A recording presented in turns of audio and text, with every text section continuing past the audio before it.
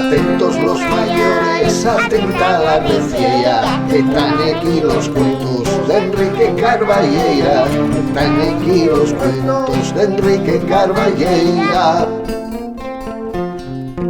Cuentos de trazo suelto. Saludos collacios de los cuentos y les historias. Hoy traemos vos un personaje muy especial. Llamábenlo Centella Verde y yera el cascoxo más rápido de la Viesca. Yera un campeón, un deportista d'élite, per famoso y apreciado por todos. Nes carreres de cascoxos siempre quedaba el primero. Tenía un estante per grande en casa en lleno de copes y trofeos. Les televisiones y periódicos avezaben a sacarlo en muchos programas, faciendo y entrevistes. Entrenaba todos los días. Cruciaba los praus y les huertes dejando su rastro plateado y en esas apuestes siempre estaba el primero.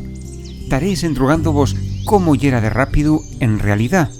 Pues mirai, pa que vos faigáis una idea, yera capaz de correr los 100 metros yesos en 2 meses, 4 días, 6 horas y 25 minutos. Como decía Einstein y la su teoría, todo es relativo.